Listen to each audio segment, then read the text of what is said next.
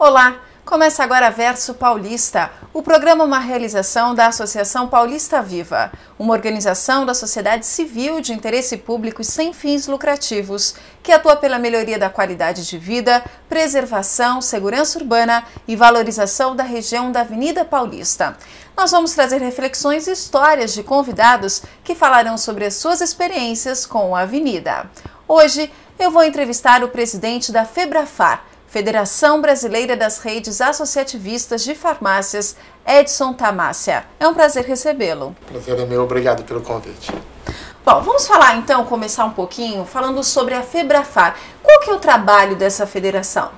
Bom, a FEBRAFAR é uma federação de associativismo. Associativismo é um modelo de negócio que nós temos no Brasil aproximadamente há 20 anos. É uma prática muito comum na Europa. É como se fosse um cooperativismo. Entretanto, como nós somos empresas e cooperativismo normalmente é feito de pessoas físicas, nós montamos uma associação. Essa associação tem por objetivo melhorar a capacidade dos empresários individuais, trabalhando em conjunto, dividindo custos, compartilhando marketing, compartilhando marcas.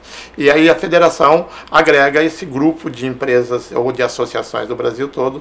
Nós somos hoje 44 redes que compõem a federação, com aproximadamente 9 mil farmácias, 9 mil pontos de venda. 9 mil pontos de venda. Isso. A gente está falando em âmbito nacional, no Brasil. Nacional. Hoje nós estamos presentes em 21 estados, e mais o Distrito Federal. Nós temos aproximadamente, nós representamos 12% de todas as farmácias existentes no Brasil em número de lojas. 12% do mercado, em termos de lojas. Isso, e 10% do faturamento total das lojas do Brasil estão conosco. E como é que funciona? Quer dizer, quais são os objetivos dessa federação? O que vocês buscam? Bom, a federação não é uma entidade política. Geralmente, quando a gente monta uma federação, uma associação, ela tem sempre esse viés político. Nós, desde sempre, entendemos que a nossa missão era outra. Nós somos o que nós chamamos de entidade de fomento.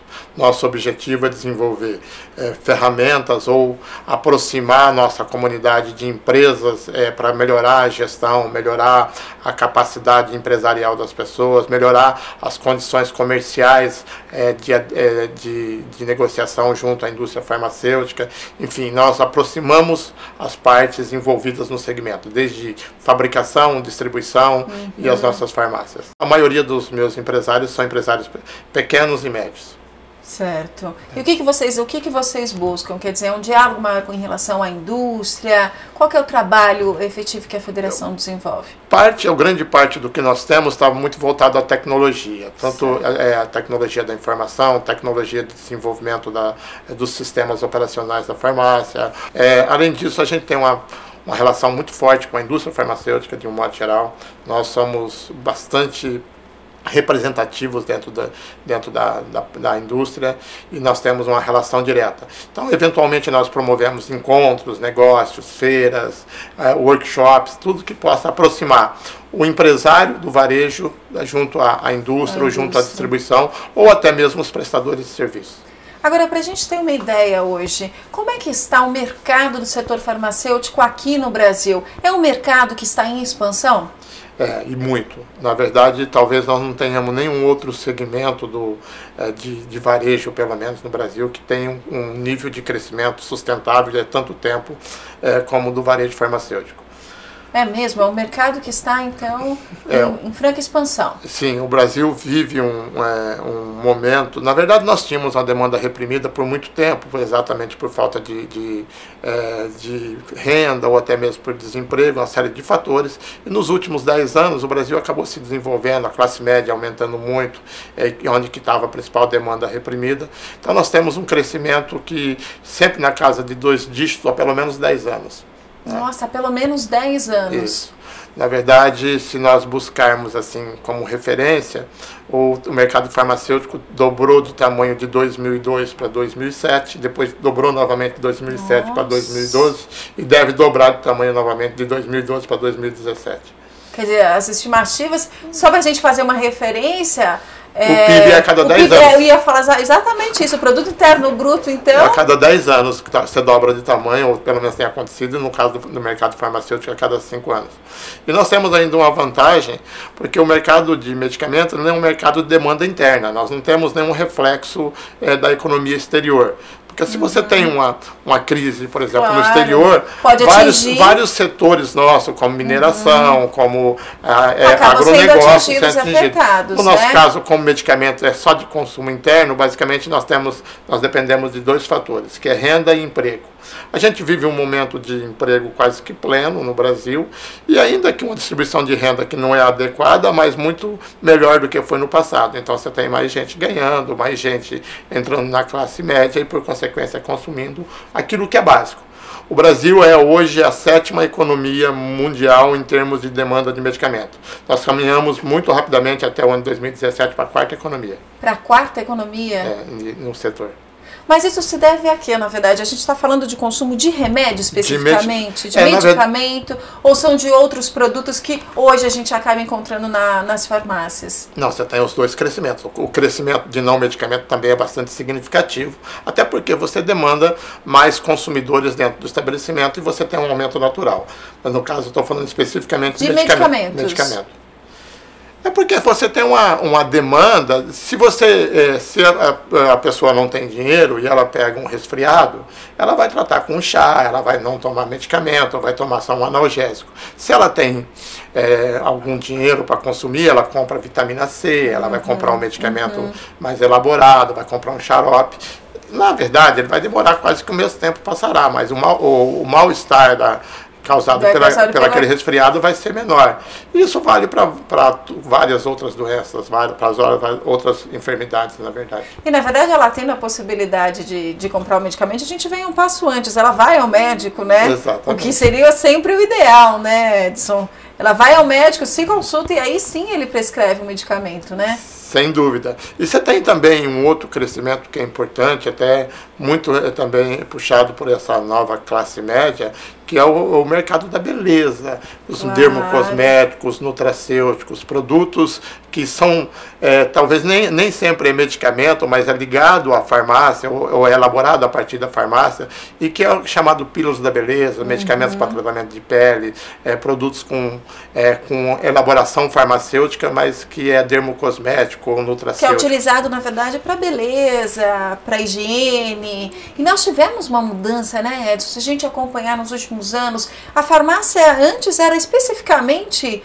para vender, né, mais medicamentos mesmo. Hoje não. Hoje tem muitas pessoas, eu mesma vou à farmácia comprar shampoo, condicionador, cosméticos, né? Nós tivemos uma mudança muito grande em relação ao hábito do consumidor. Eu que sou muito antigo de farmácia, eu sou de uma época que tudo ficava para lado de trás do balcão. Basicamente se atendia o consumidor para pegar qualquer tipo de produto. Então na farmácia basicamente não se vendia perfumaria ou vendia produtos muito específicos, né? Produtos para o idoso, mas basicamente perfumaria que é de uso geral não se vendia. Nos últimos anos, até por uma própria necessidade concorrencial, pela modernização dos PDVs, pela entrada das grandes empresas no mercado, que tem uma visão mais elaborada, e até eu acho que por um intercâmbio natural que o brasileiro tem com o mundo hoje, conhecendo outros mercados, verificando outros modelos, a gente foi elaborando uma nova dinâmica de comercialização, e hoje pelo menos 30% do que se comercializa dentro de uma farmácia não é mais medicamento. É grande, né? 30% corresponde a uma bela fatia ainda. Fatia e a tendência, pelo que eu estou vendo, é aumentar, né, Edson? Sim, a tendência é aumentar. Se você pegar, por exemplo, a linha de dermocosméticos, que é basicamente de uso das dermatologistas, dos médicos dermatologistas, certo. Porque são produtos para tratamento muito específico e que precisa de alguém com conhecimento. Claro, para te dar uma orientação na hora da compra, né? Existe dentro da categoria de dermocosmético alguns produtos que são muito comuns já às mulheres, sobretudo, principalmente as mulheres, já conhecem o efeito, uma indica para outra. Até a Avon mesmo tem um produto que faz muita publicidade, que isso ficou muito comum e de conhecimento de todo mundo. Mas a grande maioria desses dermocosméticos são utilizados por dermatologistas, por médicos dermatologistas. E a tendência, o senhor acredita, então, é crescer cada vez mais dentro da farmácia o consumo dos produtos que nós chamamos de não medicamentos? Sem dúvida, essa é uma tendência, porque o medicamento também ele passa por um momento de comodização. Muito do medicamento hoje é muito commodity, porque você tem um nível concorrencial muito grande, um número muito grande de estabelecimentos, então você cada vez mais diminui a lucratividade do medicamento e tende a trazer um número maior de consumidores e aproveitar esse consumidor para uma venda mais elaborada de outros produtos. Então essa é uma tendência muito natural que nós passamos. E até por conta desse crescimento também, você tem um interesse muito grande de empresas multinacionais ou empresas de fora de vir para o Brasil. E que normalmente já tem essa característica de trabalhar lá fora, né? Nas suas matrizes, de trabalhar muito o autosserviço. A ideia, na verdade, então, é a gente atrair o consumidor, colocar o consumidor dentro da farmácia. Esse é o primeiro passo, né? Ele pode ter ido apenas na farmácia para comprar algum medicamento, mas ele acaba passando por outros setores e comprando produtos de higiene, produtos de beleza. A ideia também é essa, né, Edson? Essa é a grande jogada. Na verdade, o que se espera é exatamente isso. Você traz o consumidor para dentro da loja, aproveita o potencial que ele tem, porque ele, como você mesmo disse ainda há pouco, todo mundo é um consumidor de um shampoo, consumidor de um desodorante, consumidor de produtos que tem lá disponível, que normalmente a gente comprava ou no supermercado ou em lojas especializadas. Exato. A partir do momento que você vai na farmácia, e geralmente a farmácia ainda tem uma característica da pessoalidade, de ter um atendente, de poder falar para você, de falar o efeito. Explicar, porque às vezes, não só na parte de medicamentos, mas você precisa de alguma orientação, de uma maquiagem, do shampoo, você tem um atendente. Esse é um grande diferencial que no mercado você não vai ter, né? Tem alguns estudos que mostram que os produtos do supermercado, geralmente a consumidora, que eles chamam de shopper, compra para a família toda. E produto para uso pessoal dela, ela vai na farmácia. É diferente. É diferente. Porque aí é um produto mais específico, né? Na farmácia a pessoa, digamos que é um produto personalizado, ela sabe o que ela está procurando e tem uma orientação, né, Edson? Para você ter uma ideia, aí você vai para a segmentação, você pega, por exemplo, protetor solar, cerca de 70% é vendido em farmácias exatamente porque tem alguém para falar como funciona. Assim, com tintura de cabelo, por exemplo. Uma coisa com tintura de cabelo, onde que você precisa de uma orientação, você acaba indo na farmácia. E isso passou a ser também uma prática muito comum, a farmácia trabalhar muito voltado para nichos específicos, onde sabe que a consumidora precisa de orientação. Por isso do dermocosmético, por isso dos nutracêuticos, que são, os chamados nutracêuticos são as pílulas da beleza, produtos que são cápsulas, são medicamentos, mas não são necessariamente medicamentos elaborados para venda com receita médica, são vendas livres ou muitos dentro da categoria de alimentos. Entram como alimentos. Entra como alimentos. São produtos de alto valor agregado, que tem um tratamento chamado pílula da beleza, realmente, onde quem desenvolve são grandes empresas multinacionais, com pesquisas bastante elaboradas, e que também está dentro dessa categoria de não medicamentos na farmácia. Na verdade, esse avanço, o mercado, ele estando em expansão, o mercado do setor farmacêutico, é decorrência também do avanço da tecnologia, desses produtos e de medicamentos, de uma maneira geral? Na verdade, a pesquisa no segmento farmacêutico sempre existiu, né? O que você tem é uma mudança muito grande de foco da própria indústria farmacêutica no que pesquisar. E óbvio que por serem empresas, apesar de ter uma responsabilidade social, são empresas que buscam lucratividade. E se você tem um mercado que está em expansão e que tem um volume de dinheiro maior, é óbvio que eles acabam investindo muito mais na pesquisa desses segmentos. Claro. Antigamente você tinha as indústrias farmacêuticas pesquisando doenças tropicais. Hoje você não tem mais, então vai pesquisar produtos para não envelhecimento, para diminuir a queda de cabelo, que tem um consumo muito mais simples, mais simples, são produtos que você pesquisa com maior rapidez. E na verdade o que a gente tem aqui no Brasil é realmente uma demanda muito grande. O senhor tem números de dados? A gente tem alguma ideia de quanto o brasileiro ele consome quando a gente fala em remédios e medicamentos, ou é difícil a gente mensurar esses dados? Não, nós temos um número, que é um número referência do mercado. Existe um instituto chamado IMS, que é uma empresa mundial que mede tudo que é faturado de um distribuidor ou de uma indústria para uma farmácia. Isso é informado, isso vira uma referência para saber o tamanho do mercado. Certo. Nós temos um mercado hoje de 60 bilhões de dólares anual para um grupo de 68 mil farmácias estabelecidas. Nossa, 60 bilhões de dólares anual. O que a indústria, na verdade, venda para as farmácias. Isso. Se nós pegarmos isso, por exemplo, e levarmos a preço de venda ao consumidor, aí você vai levar isso para um volume maior. Mas esse é o número hoje, 60 bilhões. E com a projeção de crescimento esse ano de 15%. 15%? Uhum. Realmente o setor... O PIB vai ser próximo de zero ou zero. Pois é, vocês estão realmente... É um dos poucos setores que hoje a gente comenta e conversa que está em expansão, em franca expansão, né? E o outro setor que está em expansão também é o de perfumaria, claro, né? Da HB. Aí é óbvio que aí nós estamos falando de uma segmentação muito maior, porque você tem o porta a porta, você tem a loja especializada, você tem o canal alimentar, mas é um segmento também que cresce em torno de 15% ao ano.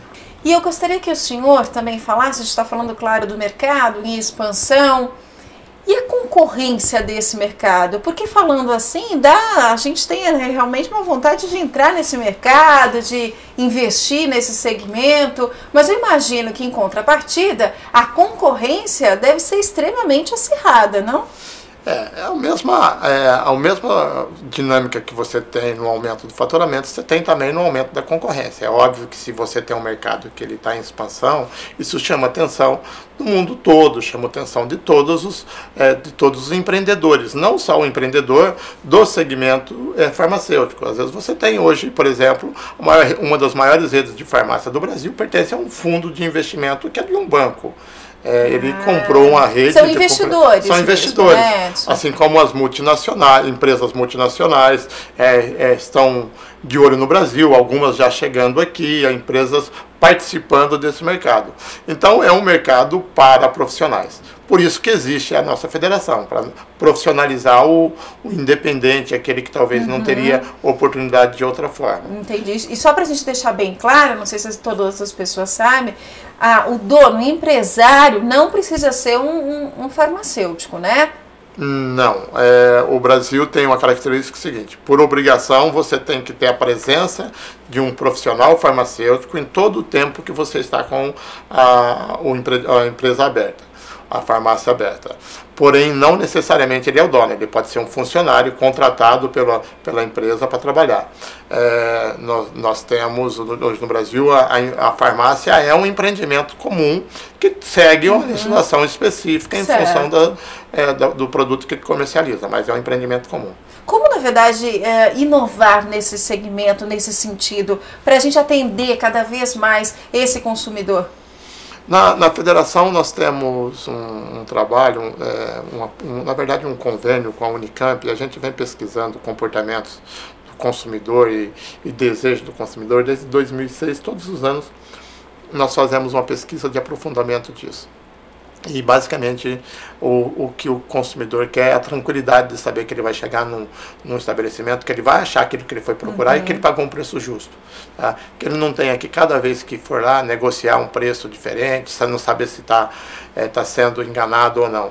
Então o cartão Fidelidade, por exemplo, é um produto extremamente importante de uma farmácia ter.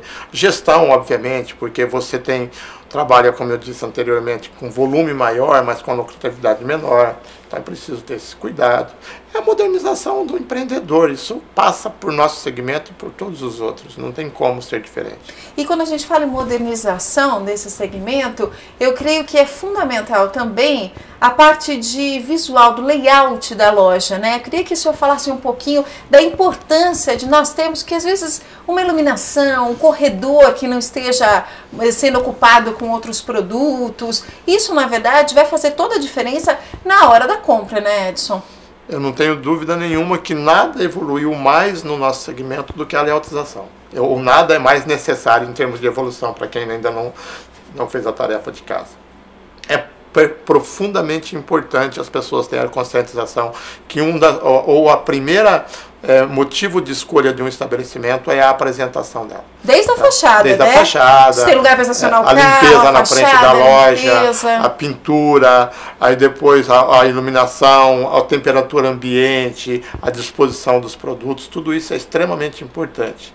Isso não vale para a Avenida Paulista ou para um grande centro, vale para a periferia, para qualquer local. Para qualquer estabelecimento, qualquer estabelecimento e em qualquer local. Quer dizer, a gente tem que deixar claro que esse estabelecimento, hoje em dia, ele precisa ser mais funcional, quer dizer, precisa atender de uma maneira muito mais objetiva e rápida o consumidor. Você precisa dar para ele a liberdade dele escolher a forma de comprar, se ele quer pegar no autosserviço, se ele quer ser atendido por alguém. Você precisa ter um ambiente que seja agradável, sobretudo em termos de temperatura e iluminação. Aí você precisa ser prático e rápido. As coisas têm que funcionar dessa forma, porque ele tem uma escolha um número muito grande de estabelecimentos para escolher. Claro, de possibilidades. Eu posso comprar aqui, mas ao lado, às vezes ao lado tem uma farmácia colada na outra. Então se a pessoa não atende, pode ter a mercadoria, pode ter o produto, mas se tiver aquela fila no caixa, você desiste da compra, né? Eu digo o seguinte nas minhas falas sempre: se você tiver disponibilidade de andar 300 metros em qualquer cidade do Brasil, você vai encontrar no mínimo 5 farmácias, tá? Vendendo as mesmas coisas. Aí você precisa ser objeto de escolha desse consumidor. Claro. Então é um conjunto de coisas que você tem que fazer, ou de ações que você tem que ter para que o consumidor te escolha. Quer dizer, além de todos os requisitos que são básicos, você tem que ter também, a pessoa, é necessário que ela tenha um diferencial, né? Encontrar um diferencial, porque na verdade esse consumidor tem que voltar ao meu estabelecimento. Isso, na verdade, eu imagino que seja um grande desafio, né, Edson? É um desafio grande, mas é um desafio para qualquer pessoa que monta um comércio. Não é só para a farmácia, vale para o restaurante, vale para o supermercado, vale para a padaria. O desafio de você ser comerciante é você encantar sempre, é você fazer com que as pessoas tenham desejo de comprar de você. E ainda um produto que normalmente as pessoas não têm desejo de comprar, que é medicamento. Claro, né? Ao contrário, né? Você não quer nem saber de remédios, de nada. Mas eu acho que neste ponto a farmácia hoje em dia, oferecendo essa gama de produtos que a gente chama de não medicamentos, de cosméticos, como nós falamos aqui, de higiene, isso atrai o consumidor, eu acho. Eu acho que ele acaba indo à farmácia não só para comprar remédio, para comprar outros produtos. A farmácia ela tem algumas características, talvez até que vêm desde sempre, de uma confiança muito alta que o consumidor tem no estabelecimento. É verdade. Existem coisas assim que, se você começar a pensar como é que funciona, né? Você vai a um médico e se ele não te fizer um exame, você fica achando que ele não trabalhou certo, que ele tinha que fazer exame, que ele tinha que fazer um monte de coisa. Depois ele escreve uma letra que ninguém consegue entender. Você chega na farmácia, entrega aquilo lá, o cara te entrega um remédio e você não duvida que aquilo lá está certo. Você duvida do médico que estudou 5 anos e não duvida do cara que te entregou um medicamento que você não sabe nem se está escrito certo ou errado. Comecei minha vida empresarial numa cidade muito pequena e a farmácia era uma referência na cidade, né? Assim como a prefeitura era a farmácia. A farmácia, a prefeitura e a igreja, basicamente era a referência da cidade toda. E isso é cultural, é da gente, né? Nós temos uma confiança muito grande na farmácia. Isso é bom, né? Isso eu acho ótimo. Bom, já que a gente está falando, o senhor falou da cidade, agora vamos falar um pouquinho da nossa avenida. A nossa equipe de reportagem, ela esteve na Avenida Paulista para saber o que as pessoas acham sobre a avenida. Vamos ver. Ela representa muito São Paulo, né, a Paulista, assim, num todo. Comércio, bancos, que é praticamente o centro. Tem uma variedade muito grande de pessoas, é um ponto focal para a área profissional. Acho bacana, acho legal. O que eu gosto é que tem metrô nela inteira, então é fácil acesso. É o que eu mais gosto da Avenida Paulista. E ela é bonita também, bem planejada, é um lugar legal.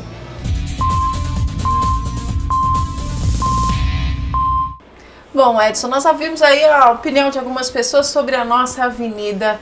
E o senhor, qual que é a opinião do senhor em relação à Avenida Paulista? O senhor tem uma relação assim de usufruir, de frequentar a Paulista? Eu tenho o maior orgulho da Paulista. Eu trabalho na Paulista, né? Meu escritório é na Paulista. Na Avenida Paulista.